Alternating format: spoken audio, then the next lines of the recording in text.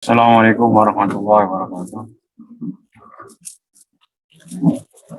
Alhamdulillahirrahmanirrahim. Wassalatu wassalamu ala asyrafil mursalin.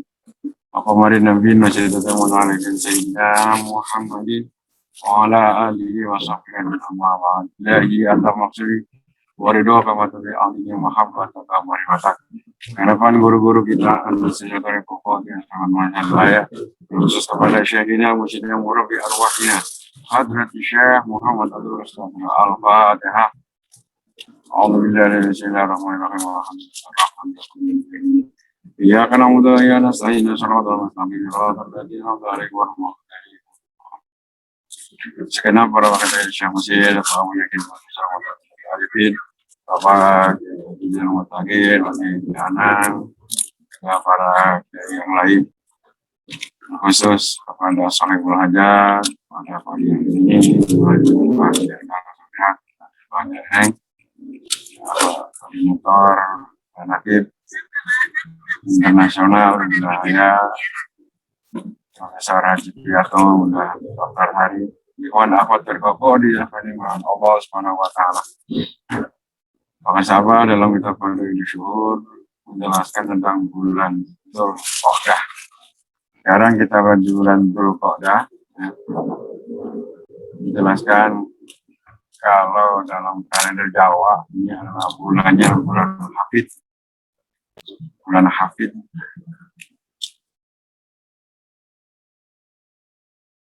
Dalam Hijriah adalah Dzulqa'dah. Dalam bulan penanggalan Jawa Hafid. Hafid itu bahasa Arab dari kata-kata khufat. Khufat artinya dikelilingi. Ya, khufat dikelilingi. Artinya bulan ini adalah dikelilingi, diapit oleh dua lebaran. Di bulan yang lalu ada lebaran, bulan Syawal, tanggal 1 Syawalnya Idul Fitri. Nanti bulan juga ada lebaran lagi, Idul Adha. Jadi bulan ini diapit, dikelilingi oleh dua lebaran, Idul Fitri dan Idul Adha. Makanya Dzulqa'dah orang Jawa bilang adalah bulan Hafid. Ya, bahkan ada tradisi Jawa ini, bulan Hafid jangan ada yang nikah, jangan nikahin di bulan Hafid karena nanti akan kejepit. Ya, jangan, nggak bagus. Inilah makanya salah satu menjadi latar belakang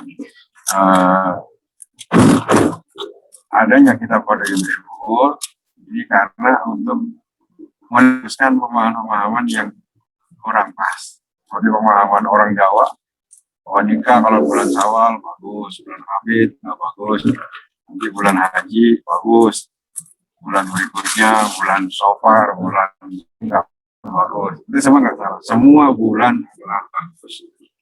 Bagi guru kita setelah diterapkan zikir, semua bulan bagus semua. Bahkan semua bulan sudah diramadankan oleh guru kita. Ini adalah Ramadan yang ketiga. Ya, bulan Ramadan yang ketiga. Semua bulan sudah di Ramadan. Akhirnya semua bulan kan bagus. Acara apapun, pesta apapun, syukuran hajatan apapun, semua bulan menjadi bagus. Semua minggu adalah bagus. Semua hari bagus. Bahkan semua waktu, semua tempat, semuanya di bagus. Ya. Raudhah bukan hanya di Arab, bukan saja di sana, tapi di semua raudhah sudah di mana-mana ada. Ya. Di mana tempat dipakai untuk zikir kepada Allah, itulah raudhah. Tempat mustajabah bukan saja di Arab. Kita dulu sebelum ditanamkan zikir ketemu guru masjid yang namanya tempat mustajabah itu adanya di Arab, di Raudhah, Hijr Ismail, Maqam Ibrahim, antara Safa Marwah dan lain sebagainya, semuanya ada di sana. Tapi ketika sudah ditanamkan zikir, kamu dengan guru murid, ternyata semua tempat adalah menjadi tempat mustajabah. Kapanpun, dimanapun kita berdoa, jam berapapun, semua menjadi mustajabah karena di dalam hati kita sudah ditanamkan zikir di hati Allah. Maka semua tidak ada waktu yang mustajabah. Semua waktu mustajabah. Tidak ada yang mustajabah. Maka guru kita pengasah merevisi berbagai kegiatan. Sekarang sholat tahajud boleh setelahnya manakib. Setelah manakib disuruh untuk kita pulang manakib sebelum kita dulu kita disuruh sholat tahajud supaya jangan sampai kebablasan. Maka ini kejemuran rahmaniyah juga dari guru kita. Dulu yang namanya tahajud sebelum kita ketemu dengan guru masjid, tahajud itu harus tidur dulu. Harus tidur dulu di tengah malam, ya, jam 2, jam 3. Ya kalau bangun, kalau enggak, lewat. Maka sekarang disederhana. Boleh dilaksanakan, ayo setelahnya sholat. Manakib pulang, manakib sampai rumah jam 10, jam 11, bisa langsung sholat tahajud. Ini menggambarkan bahwa bagi guru kita, setelah ditanamkan zikir, waktu itu nggak jadi masalah. Mau jam berapa aja, nggak ada bedanya. Maka sekarang juga yang terbaru, sholat duha sekarang ditempel dengan setelah sholat isti'anah. Ya, isyraq, isti'adzah, isti'anah, langsung diterusin dengan duha di kantor. Itu baru rahmaniyah juga tuh bagi guru kita semua enak. Dulu sering banyak ikhwan masuk saya gitu, kadang-kadang seroknya kena ya, sambil nunggu duha kemana dulu akhirnya lupa. Nah, jadi sekarang sudah digandeng, sudah disatukan antara isyraq dan duha. Alhamdulillah ini. Jadi kita nggak usah nanya-nanya, loh itu emang matahari udah tinggi. Udah, kita laksanakan saja, kerjakan saja apa yang disampaikan oleh guru kita. Nah, jadi setelah orang itu ditanamkan zikir, maka semua waktu menjadi mustajabah. Semua tempat menjadi mustajabah. Semua hari, bulan, semua baik semua. Karena sudah diramadankan oleh guru kita. Makanya setiap 10 hari yang terakhir setiap bulan kita ada sholat syukur Lailatul Qadar karena kita mensyukuri mendapatkan kita setiap hari adalah Lailatul Qadar, semua adalah hari baik. Nah, inilah di bulan Dzul Qa'dah juga begitu. Ada sebagian pemahaman orang bahwa Dzul Qa'dah itu jangan begini karena kafir kecepit, itu tidak benar. Bagi guru kita semua bulan adalah baik. Nah, di dalam Qadar Fadhilul Syuhur, guru kita menjelaskan Dzul Qa'dah itu hurufnya 8. Huruf yang pertama adalah zal. Zalnya ini diartikan oleh beliau adalah zauk. Zauk itu rasa, merasakan. Merasakan. Maka kita sebagai ikhwan, sebagai manusia harus punya rasa. Maka sering sekali guru kita menyampaikan manusia itu terdiri dari raga, nyawa, dan rasa. Zikir yang telah ditanamkan oleh guru mursyid ini untuk mengolah 3 hal itu. Untuk mengolah raga kita, untuk mengolah nyawa kita, untuk juga mengolah rasa kita. Sebab kalau satu nggak ada, ini akan menjadi masalah. Raga ada, nyawa juga ada, tapi kalau nggak ada rasa, ini orang gendeng, orang gila. Ya. Orang gila itu raga ada, nyawa juga ada, cuman nggak ada rasa, nggak ada. Maka kita ini hidup ini harus ada rasa. Kita bisa merasakan ini itu. Nah, jadi dalam diri manusia itu ada 2 unsur, ada jasmani, ada rohani. Ini dua-duanya ada jasmani, ada rohani. Ada 3 kemungkinan di dalam tubuh kita, dalam jasmani juga. Jasmani juga kita bisa sehat, bisa sakit, juga bisa mati. Ya. Bisa sehat, bisa sakit, bisa mati. Kalau badan kita sehat, raga kita sehat, maka kita akan bisa merasakan apapun jenis makanan yang ada dalam hadapan kita.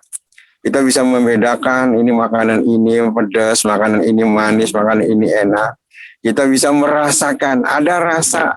Kalau makan pisang rasanya kayak gini, makan jeruk rasanya kayak gini, makan papaya. Semua ada rasa karena kita orang sehat. Dan semua ini doyan semua. Ini doyan. Orang sehat. Badan sehat. Yang kedua ada juga badan yang sakit. Kalau badan yang sakit ini cuma kepengen doang, tapi nggak bisa merasakan. Ya. Orang jasad ini cacat yang sakit, pengen makan ini, pengen, tapi badannya nggak bisa, makanya makannya cuma sedikit. makan nasi sedikit, makan buah sedikit, makan makanan apapun, cemilan juga sedikit karena sedang sakit. Masih ada rasa cuma sedikit, nyobain aja. Yang ketiga adalah ada raga yang mati. Nah, raga yang mati ini sama sekali nggak ada rasa, mati rasa, nggak ada rasanya. Sate begitu nikmatnya bagi orang lain, bagi orang yang mati rasa nggak akan bisa merasakan. Ya, es campur, es ini yang begitu enaknya menurut orang yang sehat, tapi kalau udah mati rasa nggak ada rasanya, mati rasanya. Ini jasmani seperti itu. Ruhani juga sama. Ruhani kita sama. Ruhani itu ada yang sehat, ada yang sakit, ada yang mati. Nah, kalau orang ruhaninya sehat, hatinya hidup, maka semua makanan-makanan ruhani ini akan doyan.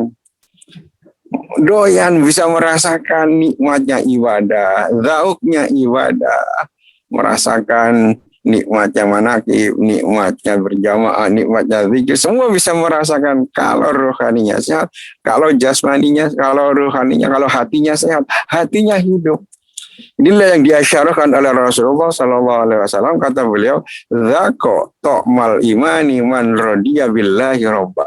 Zako bisa merasakan, zauk bisa merasakan to'mal imani, makanan-makanan iman. Ya, seseorang akan bisa merasakan makanan-makanan iman sebagaimana bisa merasakan makanan-makanan jasmani. Siapa orang yang bisa merasakan nikmatnya makanan-makanan rohani, makanan-makanan iman? Man rodiya billahi robba. Orang yang sudah ridho kepada Allah.